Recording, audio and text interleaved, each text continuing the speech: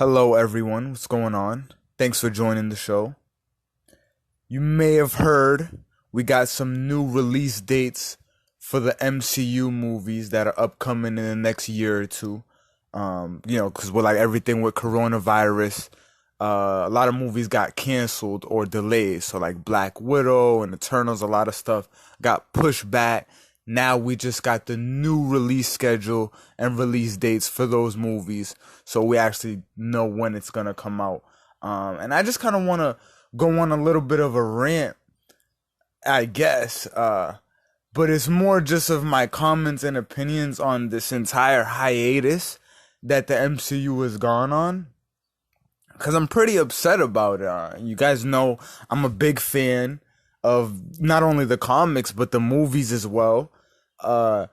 When it comes to this channel, or not really this channel, but definitely this podcast, it's been a very big part of comics, and that's played a huge role in creating us this platform.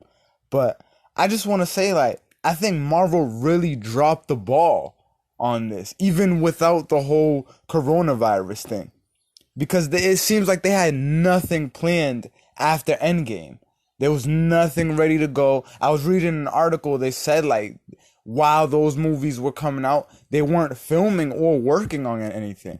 So it's like, what are you doing, Marvel? Now we're sitting here in a time where there hasn't been anything of Marvel in months. Like, pretty much like a year now. We're going on a year since Avengers Endgame came out. But like, let's just look at the history a little bit.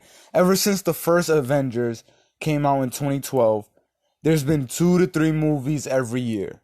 You know what I mean? Like, before that, they were building it, so it makes sense. And then things really ramped up after like 2016, like after Civil War. That's when the MCU really took a different turn. So we've been getting like 2 to 3 movies a year, spread out over a couple months. But like, there's been nothing in 2020. Coronavirus just pushed Black Widow to November. That's what we just found out a day or two ago. And it was originally slated for May. So even if it came out normally without coronavirus, that would have still been almost a year since Far From Home, which came out in July. You know what I mean? And I understand. I was posting online talking about this yesterday, and some people gave me some feedback and it was like, you can't just drop Endgame and then drop another product. You gotta let it marinate. You know what I mean? And I agree with that completely. That's facts. But at the same time, you should have still had something ready to go, something ancillary, something tied in. You know what I mean? And we'll get to all that in a second. You know what I mean? But it's been over a year since Endgame and Spider-Man. The only 2020 movie is gonna be Black Widow, when it comes out in November, and it'll be literally the second to last month of the year. You know what I'm saying? So like, what the hell is that? The Disney Plus shows aren't even coming out until 2021 and on. So we still gotta wait till next year for that. Like, where's the content, Disney? Like, I think that's a big dropping of the ball, huge misstep on their part. There's no reason that when Disney Plus came out, you didn't have at least one show ready to go. At least one. We keep hearing about Loki and WandaVision and Falcon and Winter Soldier and Moon Knight and She-Hulk and all this stuff. But you couldn't have one ready to go to kind of go alongside The Mandalorian when that app came out in the last November. Not one. You know what I mean? Now, Disney Plus is definitely losing traction because everyone who got it from Mandalorian probably ain't on the app no more like that. But I digress. The next movie after Black Widow is Eternals. Comes out, I got my dates right here. So that's February 12th, 2021. So basically in like 8 months from now. And no one really cares about that, let's be honest. I think that's like a holdover from before Disney buying Fox and getting the movie rights to the X-Men back. It's basically just like a cheap team of mutants, a cheap X-Men.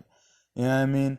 A group of superhuman enhanced characters that have various different powers. You know what I mean? It's mutants. It's like what they did with Inhumans in the comics when they didn't want to push X-Men.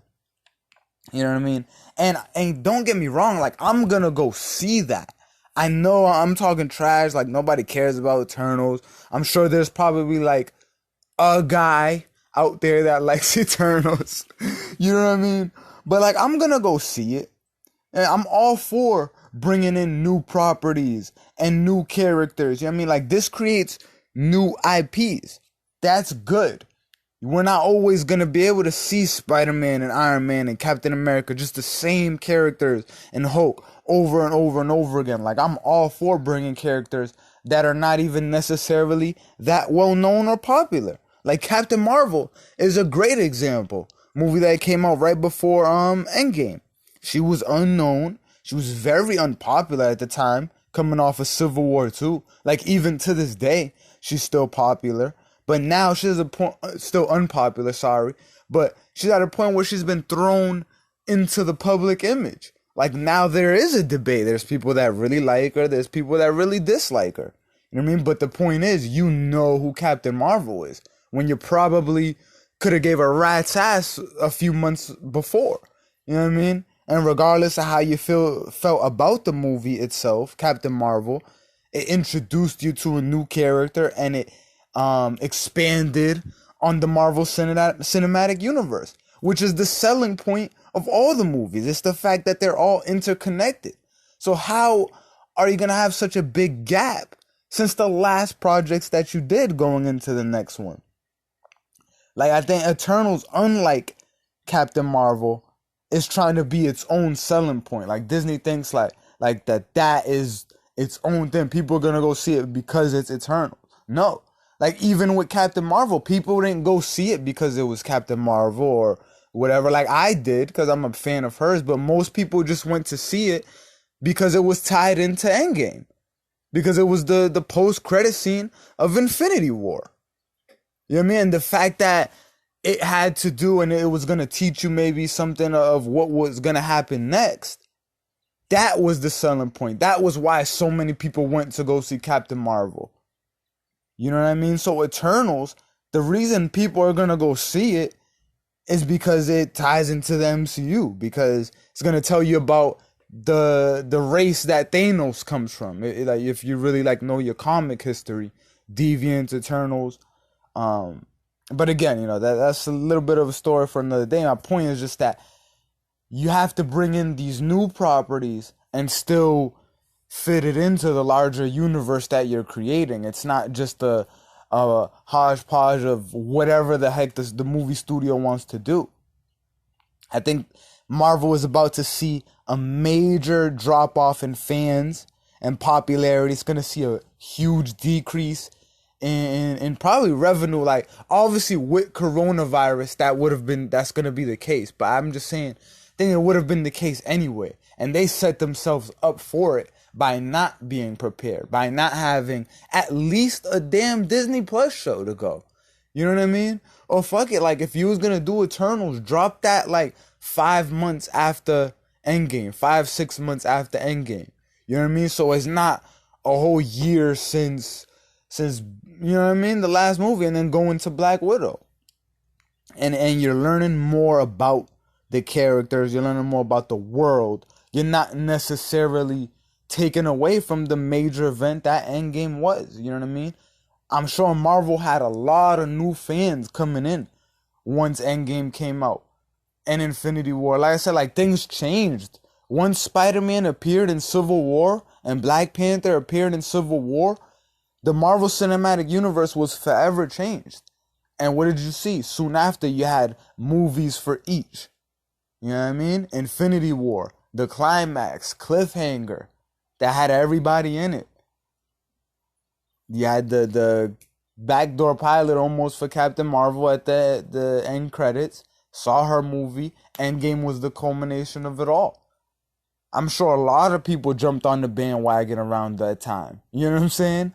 And then you had Far From Home right after, which again was not, it's like moving away from the main story. It's not necessarily taken away from what Endgame did, but it's set in the immediate aftermath.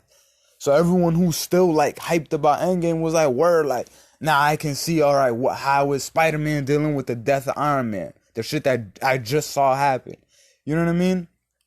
Like, and then the whole Black Widow being a prequel thing, like that's even more like, it's just less enticing. It's less appealing. Like the MCU is kind of getting weak now. You know what I mean? The old fans are always gonna come. Like people like me who are just gonna go see Eternals because it's Eternals, and they went to see Captain Marvel because it was Carol Danvers, and you know what I mean. We've been following this since Iron Man and Hulk and all that. Like people like me, we're always going. You've already got our money. But these companies thrive off of gaining new fans and new revenue and making their money that way. So I hope they get their shit together. And the only good that I say will come out of this, like again, coronavirus is ruining all my things.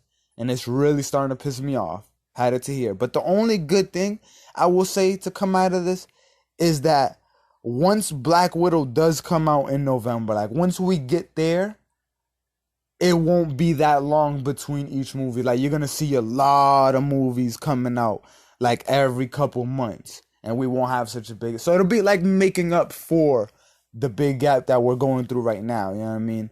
You got Black Widow in November, Eternals in February, so you know just a couple months right after, sort of like how Far From Home was to Endgame. Shang-Chi's in May. So again, only a few months after. Spider-Man 3 in July. Doctor Strange, Multiverse of Madness, which that one I am excited for. That I'm amped for. That's in November. So basically a year from when Black Widow comes out. And then Thor 4 in February of 2022. And then there's like a Black Panther sequel and a Captain Marvel sequel plan going after that. I don't have the dates for the Disney Plus shows, but again, like those is going for 2021 and on. And you know, we'll just see. Like I'm hoping Marvel recovers and doesn't get hit too hard from this. But if they are, they definitely had it coming, and I'm very disappointed with the way there's been no MCU and a lack of MCU content in the last couple months. Obviously not helped by the fact that COVID-19 is causing havoc. But that being said, I thank you guys for checking out this episode. Be sure to check out all our content across YouTube, Facebook, Instagram, and just other, you know what I mean, podcast platforms like Spotify and Apple. And we'll come at you with another episode soon, all right? Stay safe, stay healthy, and as always, stay nasty. Peace out.